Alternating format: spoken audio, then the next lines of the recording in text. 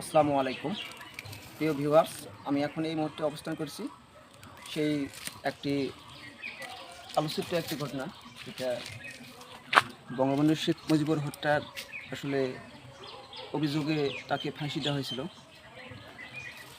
খুনি হিসাবে অভিযুক্ত সে হচ্ছে সৈয়দ ফারুক রহমান, কর্নেল, অবসরপ্রাপ্ত, বাংলাদেশ সেনাবাহিনী। সেই তৎকালীন ঘটনা। তো তার মাজার আমরা বা এই কবরস্থান আমরা অবস্থান করতেছি।